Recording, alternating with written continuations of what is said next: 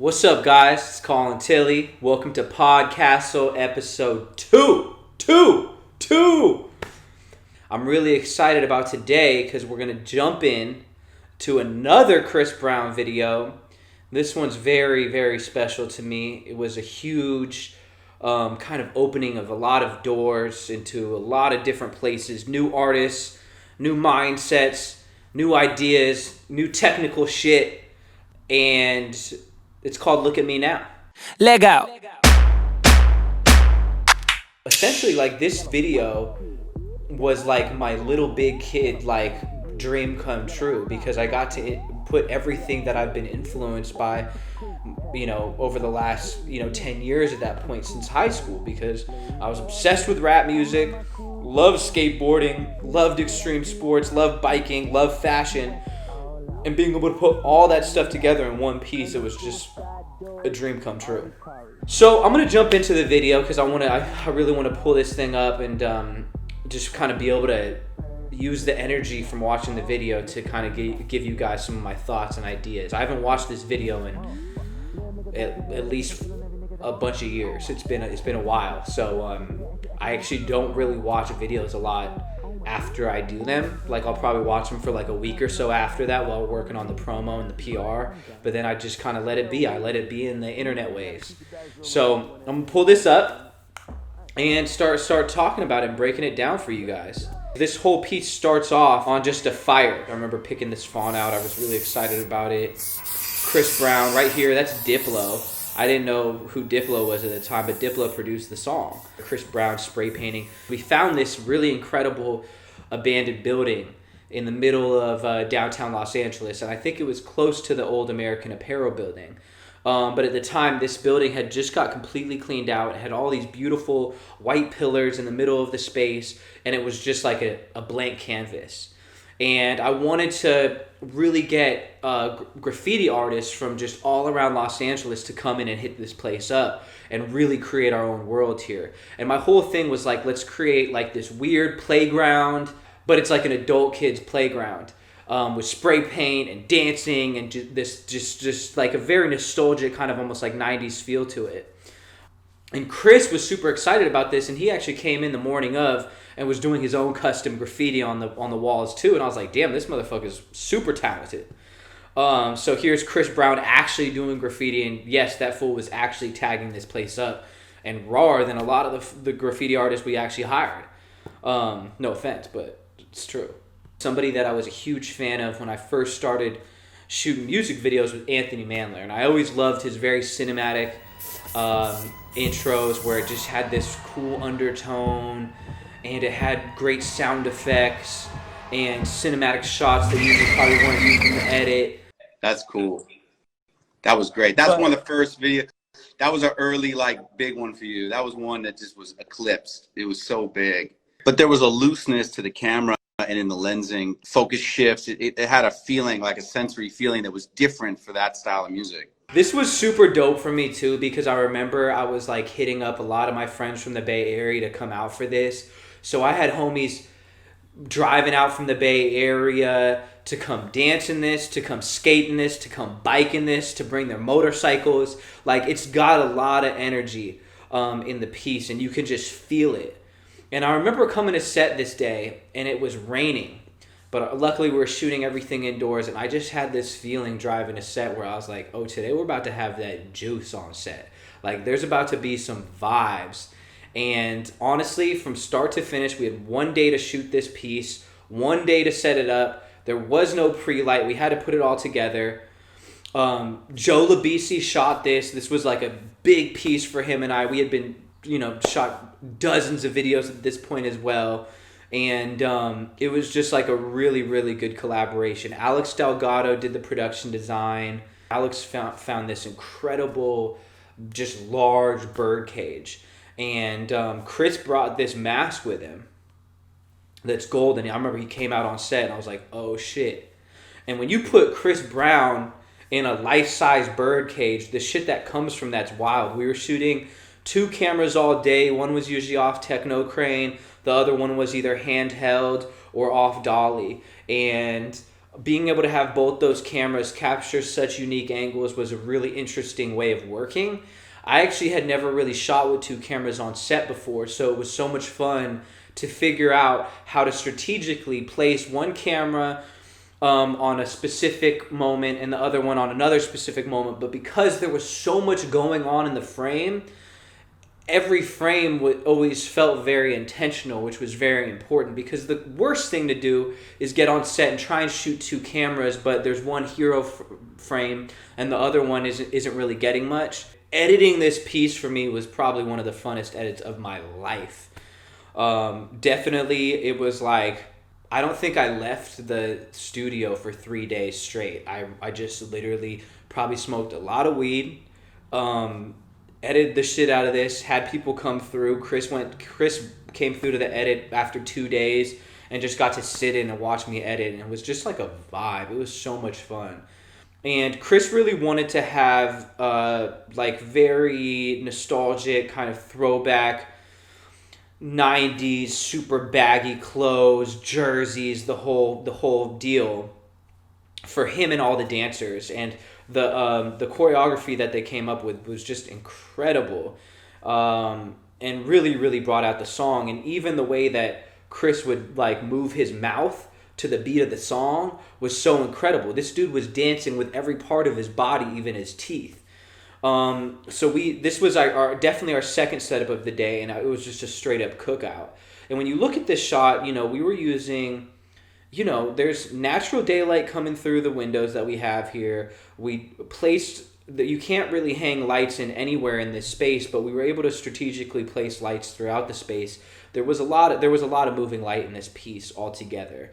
We had fire on set, which again created another source of light and a source of movement.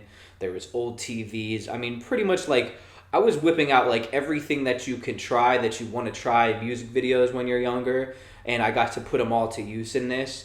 You can see the use of graffiti on these pillars, and there's even some that's put in post where we weren't able to get up to, like on the roof here. Definitely something else that I added on to this piece in post was like a post camera shake, and it was very subtle, but I felt like, I mean, look, at the time, I'm still, a Final Cut Pro just addict, and I was always looking for new things to try, new plugins or whatever it is. And if you come from the editing world, or if you're an editor, you know what that's like to really just go on the craziest rabbit holes of effects and just like playing with stuff and how to manipulate your image. I already loved the way this looked, so it wasn't about trying to like manipulate my image into like looking differently. It was about how do I add more energy. That was kind of like what this whole piece was about. It just embodies energy. And in the dance scene, we also put a lot of baby powder on the floor because I wanted to try and get the stomps up, because there was a lot of stomps in the energy of it. So we put baby powder on the floor. There's fire. There's low-lying smoke. There's like everything that you could use, and it still doesn't feel like it's too much, which was obviously important, or else our frames would just be messy. But because the cinematography was so pristine, shout out to Joe Labisi, incredible framing on this piece, I just think it worked. All right, so this ambulance scene was dope. We definitely broke the roof of the ambulance after there was a lot of damage done on it, because we had Busta Rhymes, Lil Wayne, and Chris Brown on top of it. And then in this shot, it's crazy. I mean, I had all my biker homies come through. They were doing burnouts and wheelies and all this crazy shit. Everybody else was piled on the sides and the hood and the windows of the ambulance. People are dancing in the middle of the street. There's a sideshow deep in the background. But this was the first scene that I did with Lil Wayne and Busta Rhymes, so it was so much fun to do that. Shot by the homie Colin Tilley. He shot Look At Me Now. This kid is edgy, man.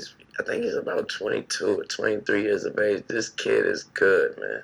When I shot the Look At Me Now video, I was envious. Uh-huh. Yeah, I was mad that I was on a video that was that damn good, and it wasn't mine. Yeah. You know what I mean? Like when I looked around and noticed I was standing on top of an ambulance, and they had somebody doing donuts on a motorbike. They had another dude on a skateboard doing tricks. They had people around a bonfire. They had people dancing. Everybody was dressed cool. I got Busta and Chris up here. Chris doing some moves with his body I didn't even know your body could do. Busta up here. This is history. Yeah. You know what I mean? Yeah. I'm like, I looked around. When he said action, all that went on during action. Everything I just named, all that was going on during one single action. He had a building right there. He had people in the windows of the building. Like, yeah, I'm like, how do you sound? Like, this is just great. And then when it was time to shoot my verse, my solo scene, he had the Back to the Future car. Where did you find that? Where do you find that for a video? So I was like, this guy need to shoot my next videos. Wayne was so fucking cool, like, and same with Busta. Like, we ended up doing so much work after that, after this one video. So again, it goes back to how, as a director, as an artist, as a brand, how do you make an impact on the people that you're working with?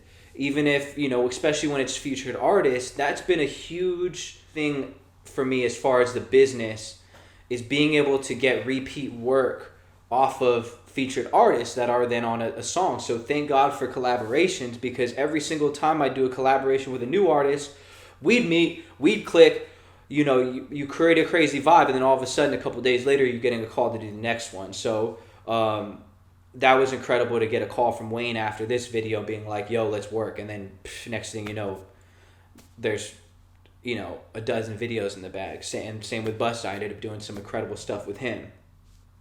So you can see there's a couple shots here where basically there's some tires rolling through the frame. And this was just like a thought that I had like mid shot, where I was like, man, it'd be so sick if we gotta just keep being able to create movement. We've got to keep being able to create energy. And how do you do that? Movement through your frame, foreground, background, whatever it is. So you have bikes passing through the back, you have tires rolling through the front. And so you'll see a lot of that throughout this piece here. Look, the beauty about working in a scenario like this is when you have such a free-flowing atmosphere where I remember I wanted to create a world. And then once you create a world, you can branch off from your main setups and do side setups. And so like this was shortly after we did the dance scene.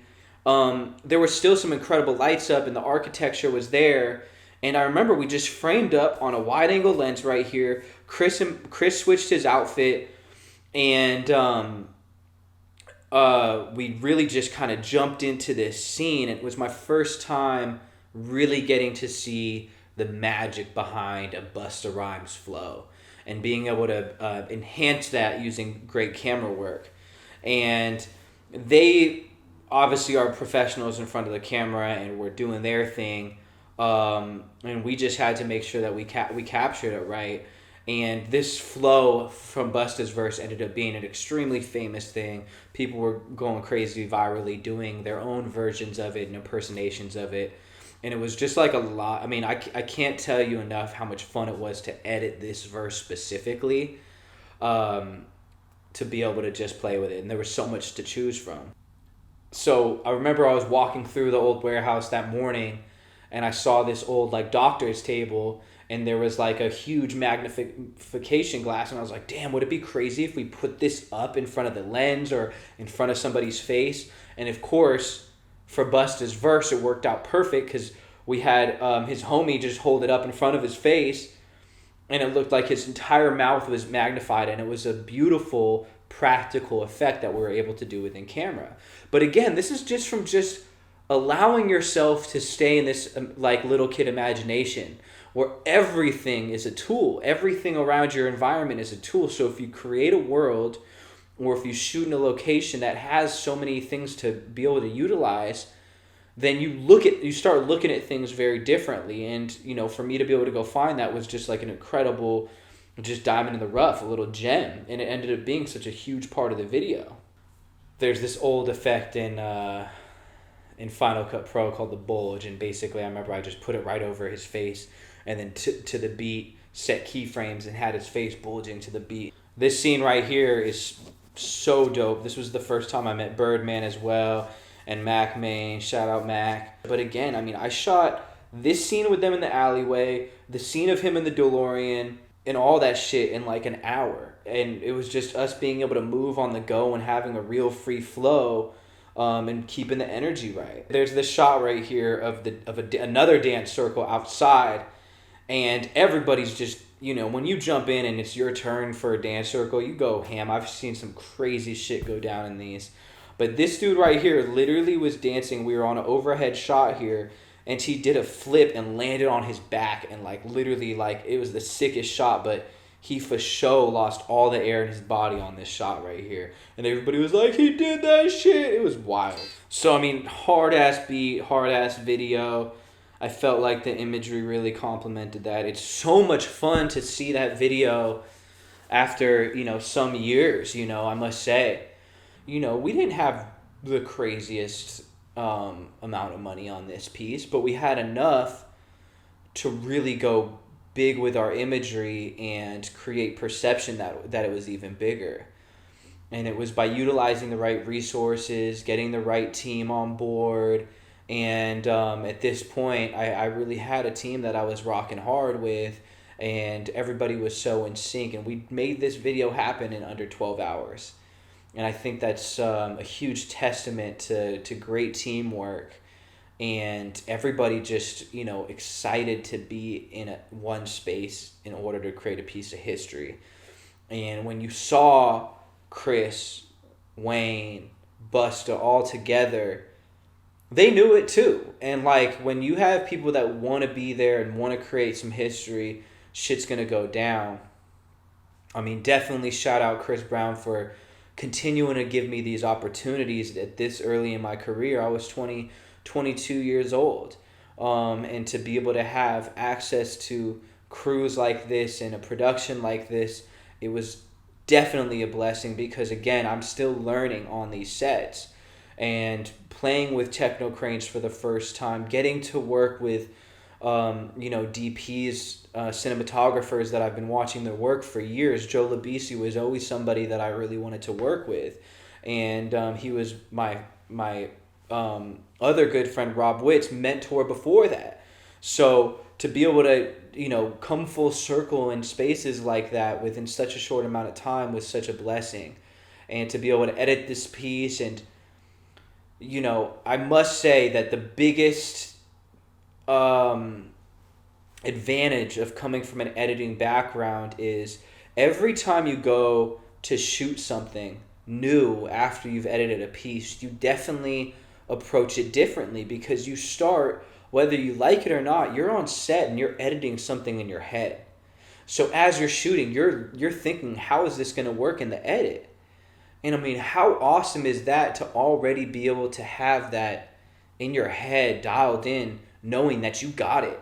Not questioning, oh, should I go talk to my editor and make sure that it's there? You know it's going to work. And that's huge, and it's just another testament to understanding every piece of equipment and every piece and every amazing person you're hiring on set who specializes in what they do and are professionals at what they do. No, you don't need to be a professional in every single category on set, but you should at least understand what goes into that person's job and how it's done so that you can create a dialogue with them in order to, get your vision across. I think that's so huge. And for me, and I can't stress this enough, in order to be a good director, you have to know how to communicate. It's not about how you hold the camera. It's not about how you operate. None of that shit matters. There's great operators out there. There's incredible cinematographers. There's great editors. There's incredible production designers. All of that stuff, if you can't communicate how you want it to look and be confident with that vision, then you won't get it done. Communication is key. So that's how I'm going to leave Podcastle episode number 2. I hope you guys enjoy this. This is a lot of fun for me to be able to look back at these videos and give you guys, just thoughts on the memories. And I think that I look at these videos as diary entries.